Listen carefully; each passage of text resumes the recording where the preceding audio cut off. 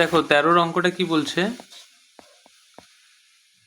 চারটা বিন্দু, তাহলে আমি শুরু থেকে ধরে নিচ্ছি, ধরি এ হচ্ছে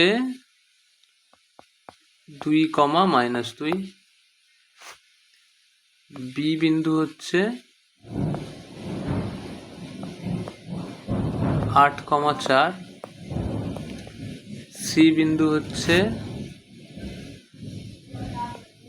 5, 7, আর ডি বিন্দু হচ্ছে কত, -1,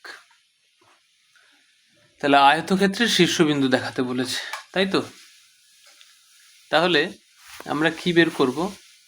একইভাবে দেখো, সামান্তরিক দেখানো যতটা ছিল এটা সেম কাজ করব, অপোজিট বাহুগুলো সমান অতটা করব।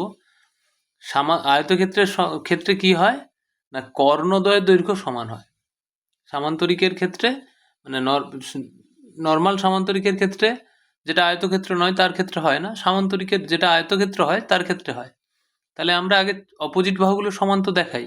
এবি কত হবে, √2 - 8 তার হোল স্কোয়ার প্লাস -2 - 4 তার হোল স্কোয়ার, তাহলে কত হবে, √2 - 8 মানে -6 প্লাস এটা হচ্ছে -6, তাহলে √36 + 36 মানে √72 একক। এবি পেলাম, এবারে বিসি বের করি।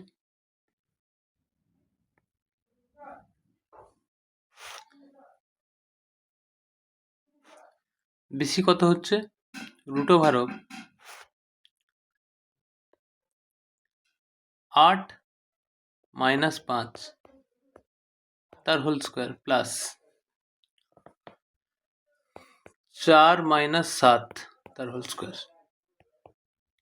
তাহলে √3 স্কোয়ার প্লাস এটা কত হবে, -3 স্কোয়ার, তাহলে 9 + 9 মানে √18 একক।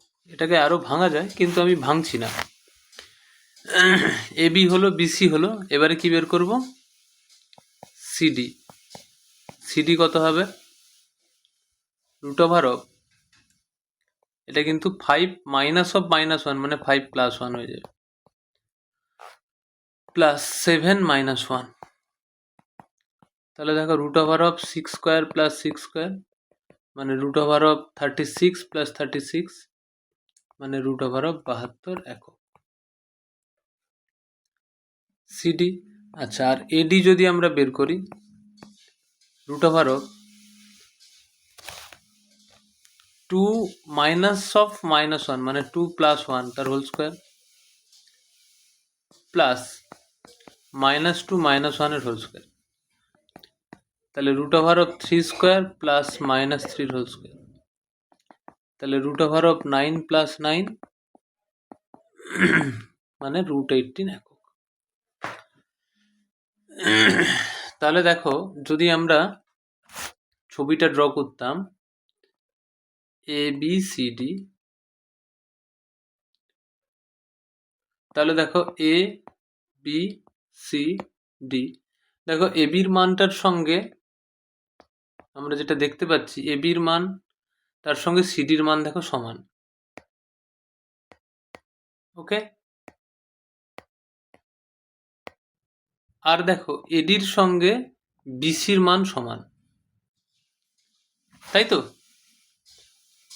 এবির মান √72, এবির সঙ্গে কে সমান, সিডি, সিডিও √72। বিসির মান কত, আচ্ছা একটু ব্যাক করে যাই কালারটা ম্যাচ করানোর জন্য। আচ্ছা, এডির মান যা, এডির মান কত, √18, এডির সঙ্গে বিসি সমান দেখো,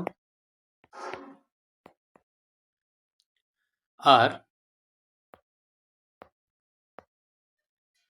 এবির সঙ্গে এবি কত, √72, এবির সঙ্গে সিডি সেম, সিডির মানও দেখো √72, তাহলে এবিসিডি একটা সামান্তরিক তো হলো, এই পর্যন্ত কিন্তু সামান্তরিক বলতে পারি। আয়তক্ষেত্র হচ্ছে এটা থেকে কিন্তু বলতে পারি না, এতক্ষণ পর্যন্ত কিন্তু সামান্তরিকের কনক্লুশনে এসেছি। এবারে আয়তক্ষেত্রের সংজ্ঞা কি?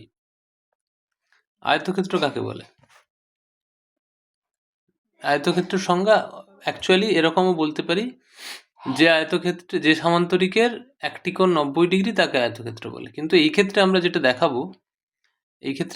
দেখাবো সেটা হচ্ছে এই যে কর্ণদ্বয় থাকবে, দুটো কর্ণ যদি আমরা ডায়াগোনাল দুটো ড্র করি, এই একটা ডায়াগোনাল, এই একটা ডায়াগোনাল, আয়তক্ষেত্রের ক্ষেত্রে কর্ণদ্বয়ের দৈর্ঘ্য সমান হয়।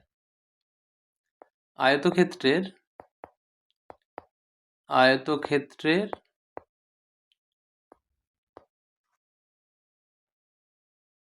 কর্ণদ্বয়ের দৈর্ঘ্য সর্বদা সমান হয়। তাহলে যদি এটা আয়তক্ষেত্র হতে হয় তাহলে এর কর্ণকে সমান হতে হবে। তাহলে আমরা বের করব এসি আর ডিবি বা বিডি। তাহলে যখন আমরা এসির দৈর্ঘ্য বের করব তখন কি হবে, প্রথম আর 3 নম্বর বিন্দু নিয়ে দেখব। তাহলে হবে 2 - 5 তার হোল স্কোয়ার প্লাস কত হবে, কত ছিল 2 - 2, তো তাহলে -2 আর -7, তাহলে এইটা কত হবে, তাহলে -3 এর হোল স্কোয়ার এটা, আর এটা হচ্ছে -9 এর হোল স্কোয়ার। তাহলে কত দাঁড়াচ্ছে, 3 স্কোয়ার 9 আর 9 স্কোয়ার 81, তাই তো? তাহলে 81 9 90, তাহলে √90 একক হচ্ছে আমাদের এসির দৈর্ঘ্য। আর একটা কার দৈর্ঘ্য বের করব আমরা, কিন্তু এসি বের করেছি, তাহলে বিডি বের করব। বিডি, দুটো কর্ণ সমান হলেই আয়তক্ষেত্র। আচ্ছা, বিডির ক্ষেত্রে তাহলে 2 নম্বর বিন্দু আর 4 নম্বর বিন্দু, তাহলে 8 থেকে বাদ যাবে কত, -1 বাদ যাবে, তার মানে +1 হয়ে যাবে। তাহলে 8 + 1 তার হোল স্কোয়ার, প্লাস 4 থেকে 1 বাদ যাবে, 4 - 1 এর হোল স্কোয়ার।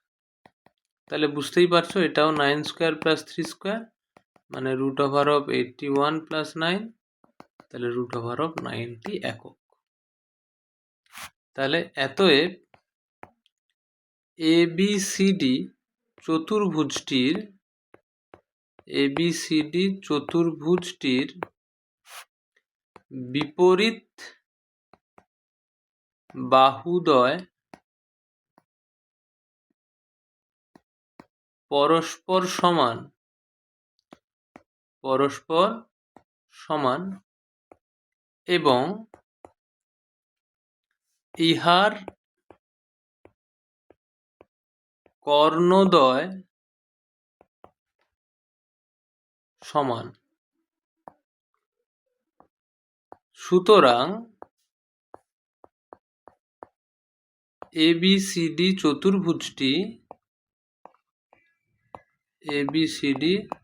চতুর্ভুজটি একটি আয়তক্ষেত্র হবে। তাহলে প্রমাণিত হয়ে গেল।